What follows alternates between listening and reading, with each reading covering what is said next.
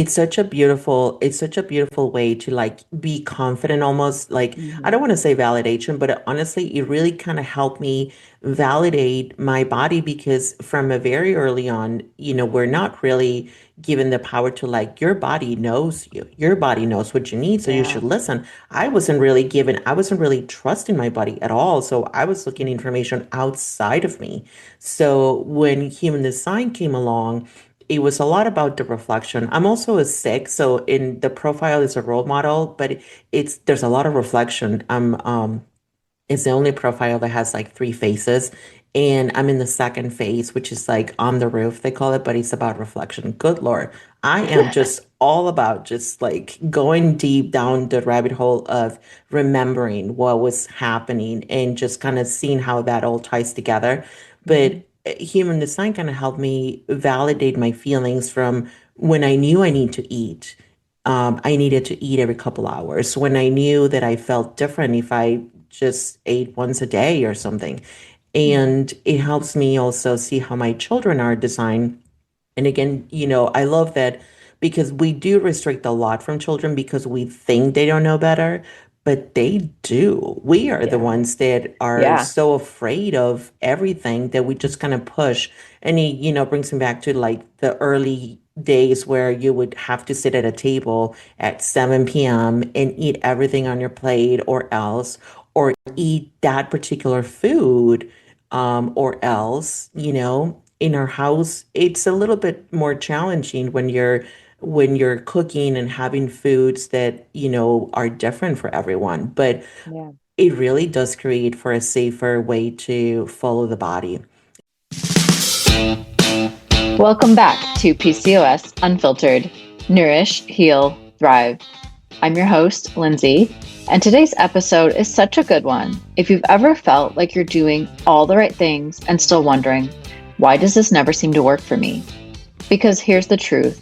A lot of women with PCOS aren't just battling hormones, they're battling conditioning, diet culture, hustle culture, the pressure to start over every January with a shiny new resolution, only to feel frustrated, behind, or burnout a few weeks later.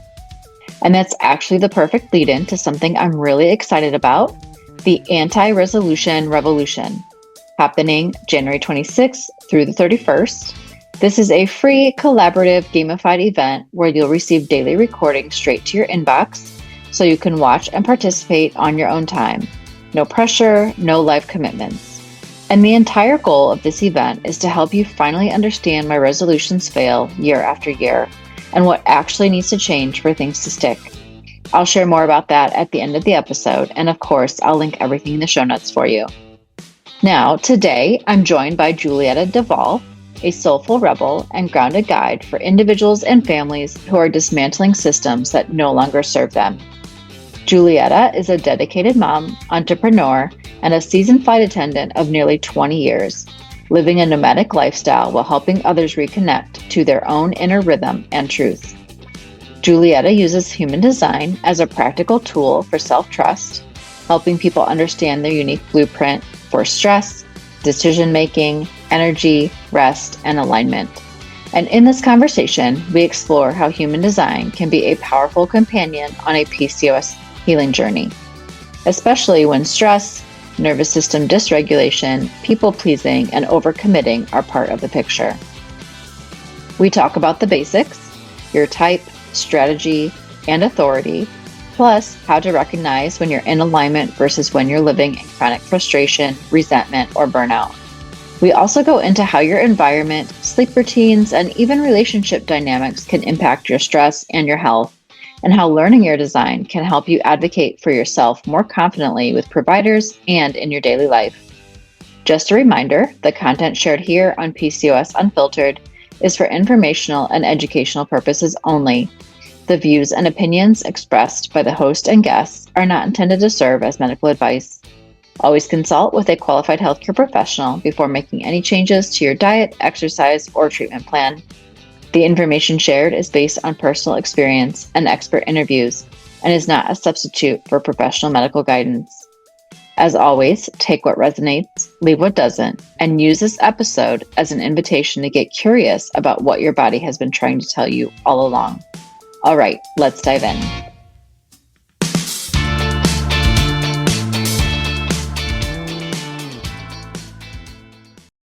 And then the last piece I'll say about sleep and movement is your profile.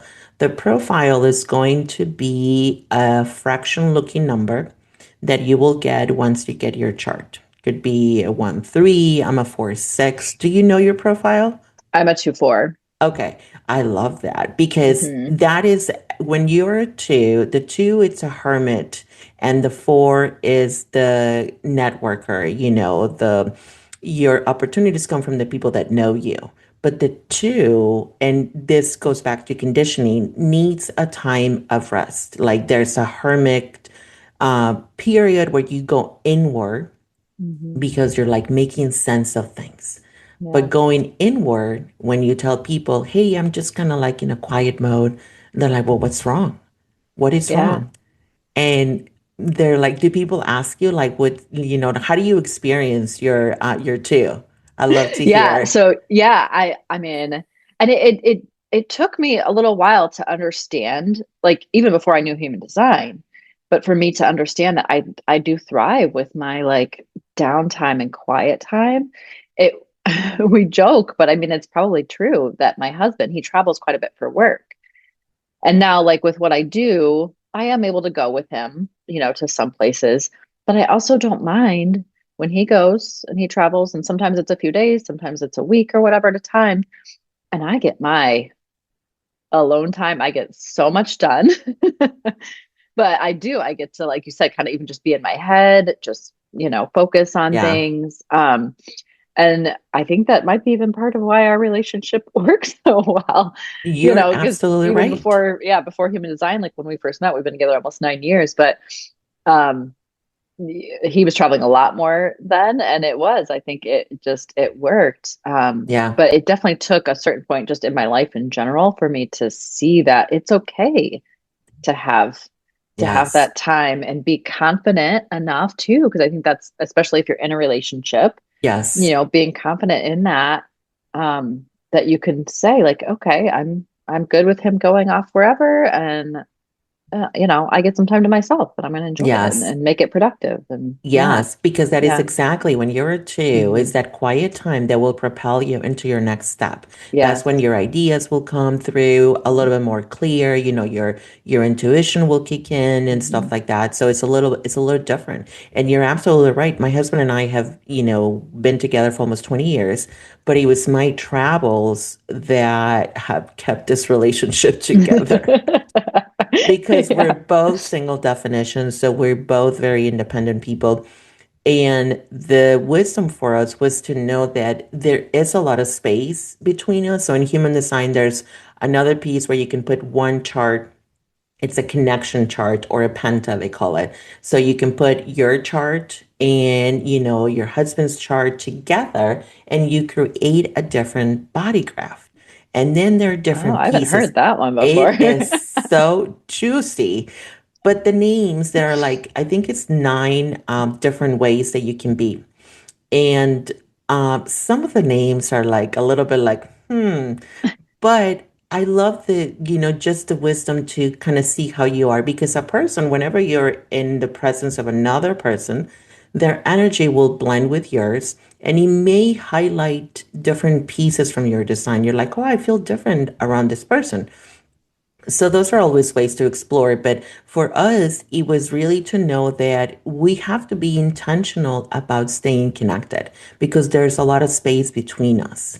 And it's Mhm. not good or bad, it's just what it is. So we are intentional about that. So it goes back to slowing down, finding out what your priorities are. And that, and then, the profile, he's also a two and I am a 4-6. So it's, so just kind of navigating that, being okay with, with him being in needing to have that slow time Mhm. and not worry about like, is there something wrong? Are we okay? Is this Yeah. normal? Yeah. It's just normal when he works for you. And I think that's Yeah. why I love it so, so much. Yeah. Like, Yeah. yeah, Yeah. My stepson, I think might have been last year or whatever, but like his girlfriend likes her time too. I don't yeah, know her chart, but he's one that just always has to be around people. Like he just wherever he goes, he's got like a posse with him. And this was, from college, like just that's just his energy. And he just, yeah, he just always has to be around people. And so he doesn't understand sometimes where, when she needs to be alone. And I was there when a comment was made and I was like, yeah, it's like some people just need their downtime. That's fine. But to him, he was like, what? He's like, is something wrong? Yes, exactly. And that's the beauty of it Mhm. because we're not all the same. And Mhm. when we treat everyone the same, as far as food and all of that, which leads me to my next point. Oh, I'm so Mhm. excited about I this.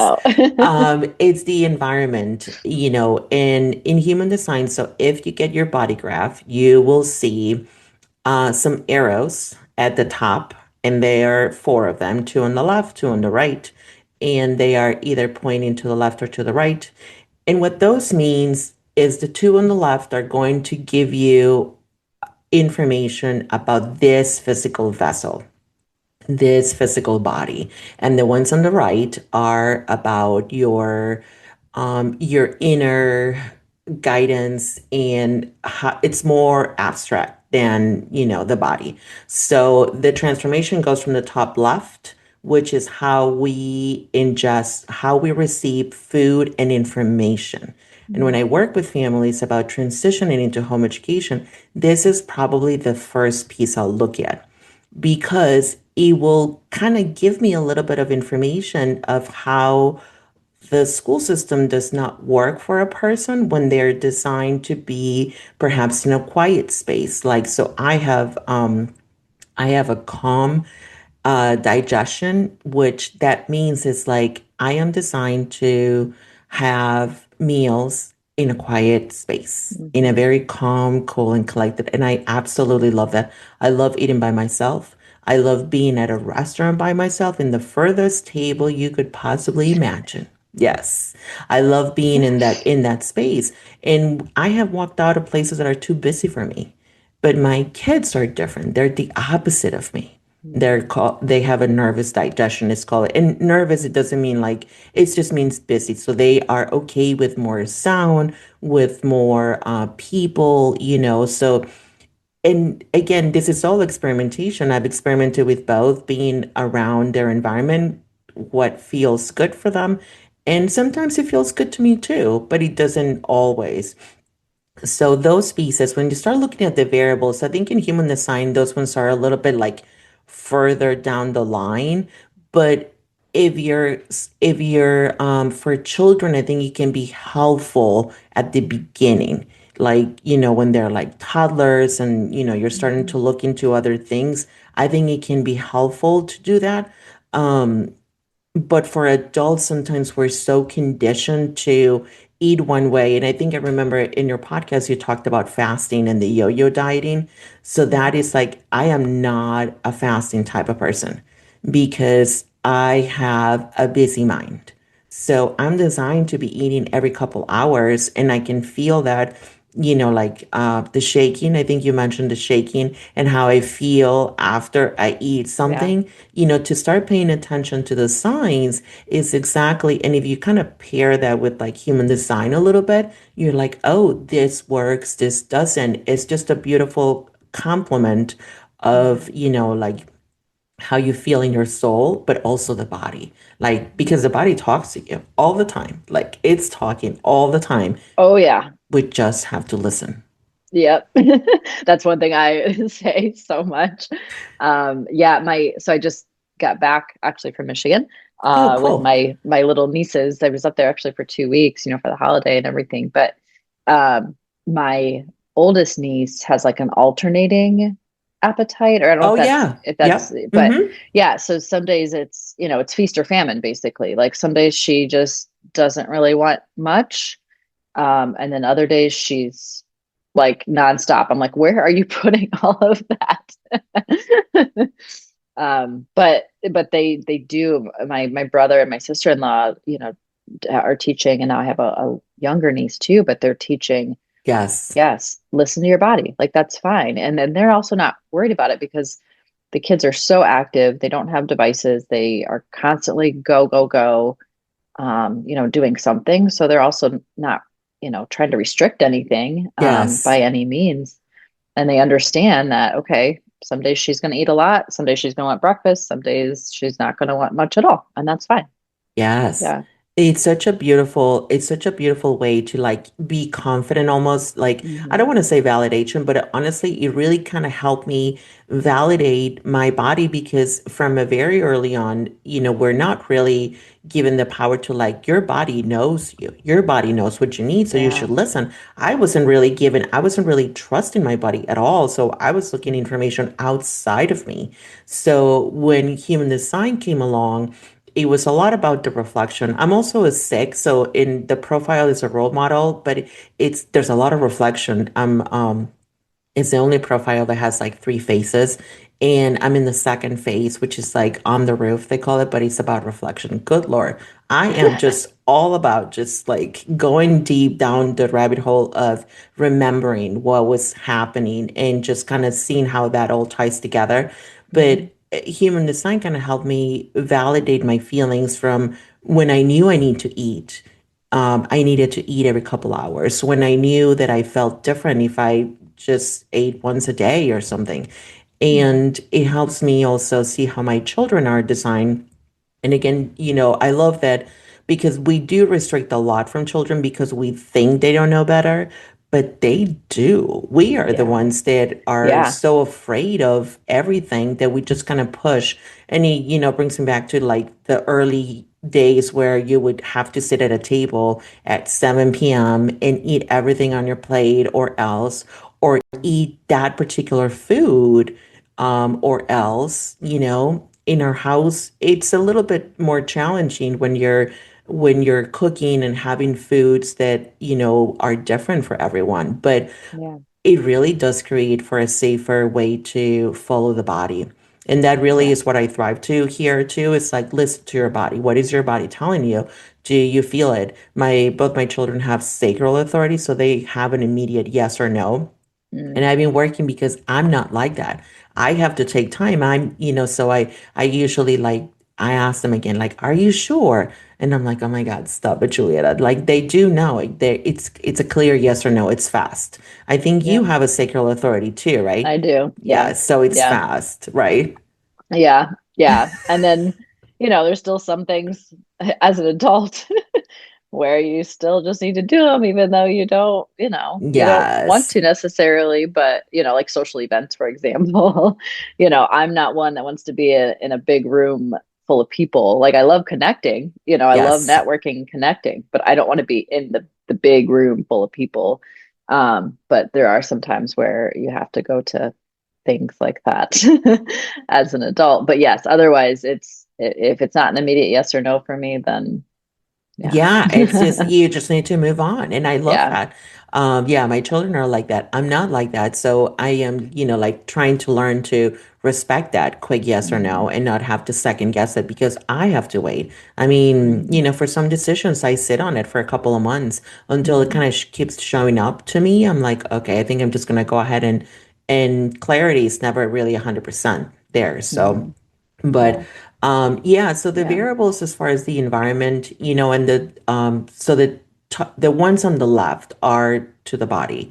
And I think those are great pieces to start when you're starting on this healing journey Hmm. to kind of connect, those are those pieces, like how you felt, what human design says about your digestion, going back to your memories, because I have found that all of that, it's you go back all the way to childhood, all the way to childhood about your Hmm. nervous system and, your family life, your parents. And when I found out my parents' human design, it made a lot of sense. So it really creates a different narrative for you Hmm. that you can either keep, which if you want to, like that's okay, or you can just release it and find something else, forge a new path for yourself. Hmm. Because I don't think this life is supposed to be hard. Yeah. Yes. Yeah. I agree. Yeah. So, Um, yeah, those are the variables. awesome. As we kind of start to wrap up, I Yeah. love this question. How can you use this to kind of find the right provider? Um, yeah. Yes. So this is something I think I got really lucky because I got introduced to human design by someone, a reflector. A reflector is like less than 1% of the population, and they're here to kind of sample everything that's happening. So I got introduced by two people that came, into human design from the home education perspective. So I was already like I was really, really blessed with that, I think. But as you start looking into it, so once you get your chart, I think the biggest piece is to find people that make you feel expansive, that make you feel that you are the primary person that you should listen to. When Mhm. someone comes at you and says, like, you should only listen to me, I did a reading for someone who was told that their throat was undefined and they said you should never do a podcast. I think they told her because your throat is undefined, and it really made a negative experience. Like Mm. it felt it was negative to say that, and she stopped doing what she wanted to do, and it was just, you know this information is a tool. It is I see it as practical and empowering. But if you find someone that says you are not designed to do this, so you should not, I really, those are red flags though, because it may resonate or it may not, and that's okay. But you are the biggest, you're your biggest advocate. When someone tells you, no, don't do this, you're like, well, let me think about this. So I think when Mhm. you find a practitioner, it's like making it simple, accessible, and empowering. That's my biggest piece. If he doesn't feel empowering from the first interaction, then those are probably like, kind of like step back and listen to that, because you're coming in, at a vulnerable state, right? You're trying Mhm. to make a change. You want to Yeah. be better. You have certain goals and you're working through it and you're making the step to do this. Mhm. But again, you are your biggest advocate. So empowering, just like someone that makes you feel like you are the boss. I love that. Yeah. So yeah, Yes. that's it though, really. But there's a lot of information out there. I mean, AI, ChatGPT, like, people use it for that. It's okay, Yeah. to get started, but start with the basics, your type, your strategy, and your authority, and you Mhm. will go a long way with that. Yeah. Yeah. Yeah. Yeah. I mean, just like I said, knowing what I know, I think has been helpful throughout this conversation, for sure. But I mean, but that's always my goal is just is giving women one more, opening their eyes to one more avenue to help them heal and feel better, feel better and whatever that looks like for them. Yes, And then yes, you can take that to any type of, practitioner. absolutely. But I think just also it ties into being an advocate for yourself. So whether that means learning about something like human design, just learning more about PCOS and how Yes. you can then take that to, whoever you need to actually have a more meaningful conversation and advocate for yourself, I think is Yes, important. absolutely, though, because Yeah. I think we have been conditioned to think that life should be hard, but I honestly don't think it should be hard at all. Mhm. And it took me a while because, oh Lord, if you only knew. But yeah, the conversation about human design for me is like that's why I love it, because it gave me different language. And some Mhm. people say, well, aren't you replacing one bad label for a good label? But I'm like, it made me open up to different pieces. It made me open up to different layers of healing that I needed, but I couldn't Mhm. have gotten there if I did not have human design. I do know Yeah. that much. Like, Yeah. I was at a pivotal point when I found it, as to whether home education was for us. Like, I truly was in a bad place with it. And without human design, we would not be here. Mhm. I'll tell you, we would not be here. Like that life was hard for me. Yeah. Yeah. So, but I had a lot of healing to do. But in order to access those deeper layers of the mind and the unconscious and the nervous system, I have to have a friend, and I Mhm. went to therapy, but um, yeah, human design kind of was my buddy on that. So, Yeah, yeah. yeah, Well, and going back to what you were saying, life shouldn't be hard. I mean, it's almost like all these things, technology wise, have come into our lives to try to make things easier. But in a lot of ways, I feel like they just complicate things yeah, more yeah, and almost kind of make things more difficult in some areas. yeah. And this is where I think human design, yeah, can play a role in kind of simplifying some of that when you just kind of learn more about what what aligns with what you want and how With you what you want. work. Yeah. Yes, absolutely. Yeah. Because all the technology, when you don't know how what works for you and how it feels when something works for you, we get definitely lost in the Mhm. sea of options and things to do and rituals to follow. But Yeah. I think human design gives you discernment to find out quickly, choose, okay, this is for me, that's not for me, and then move on, not feel guilty about it because we're not supposed to do all the things, and stuff like that. So, yes, I hope this is helpful Exactly. for people because it truly has changed my life, you guys. I would not be here. I can Yeah. tell you that, without it. Love So, it. Love yes, it. thank you so much. Yes, thank you. So last question is how can people connect with you, get in touch with you, all those things? Yeah, so you can go to our website, theunschoolinglifestyle.com. My work centers around, home education, alternative education. I do readings for people. I mostly use it with families, but I do readings like across the board. And you can find us on our website, on Instagram, and or sign up for our newsletter. Come and say hello. And yeah, I'd love to have you. Awesome. Awesome. Of course, I'll link all of that in the show notes as well. Thank But you. thank you so much again for being here. And this was an amazing conversation. I love it. I mean, we could have probably kept going Yes, for yes, I know. hours. I was trying to keep myself on track though, so I think I did okay. I hope so. But yes, thank you so much for Yes. having me and for giving me the space to share this because I truly love it. So yes, thank you. Yeah. Okay, I loved that conversation. And if you're listening thinking, wait, this explains me, you are not alone. One of the biggest things I'm taking away from today is that healing gets lighter when you stop forcing yourself into someone else's framework. Because so many of us, especially women navigating PCOS, have been conditioned to believe we have to do more, push harder, follow the perfect plan, and somehow override our bodies to get results. But what Julieta brought to the table today is such a powerful reminder that your body isn't the problem, it's the messenger. We talked about using human design as an experiment, not a rule book, and how learning your type, strategy, and authority can help you recognize when you're in alignment, when you're overcommitting, and what kinds of decisions or environments quietly raise your stress without you even realizing it.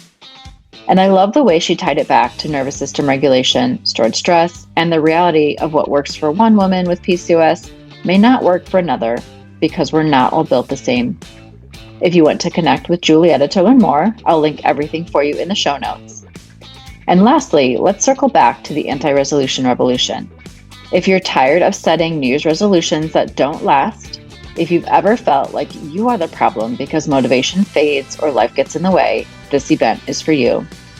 From January 26th through the 31st, you'll receive free daily recordings delivered straight to your inbox so you can watch on your own schedule. And the goal isn't to give you another plan to follow. It's to help you finally understand why resolutions fail every year in a fun, gamified way and what actually needs to change for sustainable progress to happen. You can register for free. I'll have the link waiting for you in the show notes. All right, I'm sending you so much love, and I'll see you in the next episode of PCOS Unfiltered. Nourish, Heal, Thrive.